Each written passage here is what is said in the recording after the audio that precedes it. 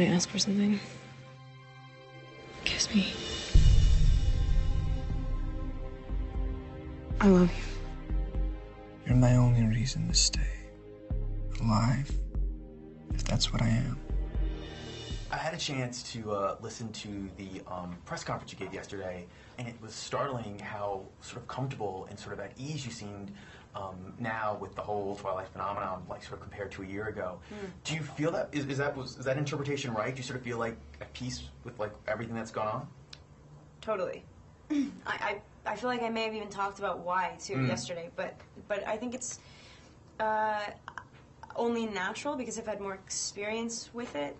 I was very aware of the fact that there was an expectation and a pressure on all of us to say the right thing about something that so many people loved and cared about.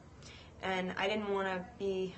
I knew that if I said goofy, corny stuff that I actually felt, that people... I didn't think that they'd believe me. And so I was super, like, guarded. And as soon as you relinquish the control, you know, and you're not worried about saying the wrong thing, you don't. You know what I mean? It was funny, you also said about how Bella's journey in this book was like the hardest compared to the other two books because you weren't really, that you know who she is in Eclipse, you know she's in the first one. Did it make doing Eclipse that much more easier, the New Moon? Eclipse was so much easier than New Moon emotionally and absolutely only rooted in the characters. Right. Logistically speaking, Eclipse was a monster. It was just a bigger job technically. The most growth that occurs for Bella definitely happens in New Moon. Yeah. I mean, she reaches like, I think to only really know yourself, you have to lose yourself completely and then get it back. And so she's sort of at a point in her life where she can make a decision as grand as I want to spend the rest of my life with someone, and you believe her. And in Twilight, you didn't necessarily have that.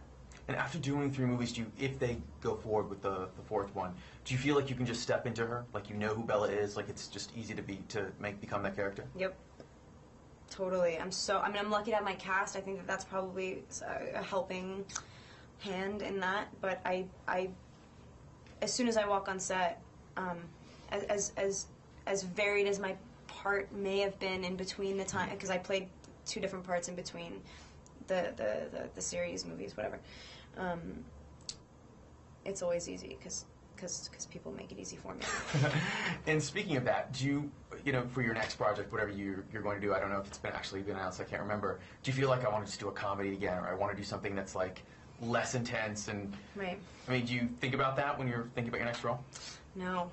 I'm only able to work on a movie if I'm like compelled by something within me, and there's got to be a higher power at work. Or else I wouldn't be an actor. I'm not a performer. Like I don't want to be funny. I really like I take from my characters. I read a character, and if I'm like, ooh, wow, she's smart. Like it's like I want to use her life experience for my. It's a weird thing to do publicly, but it's what I do.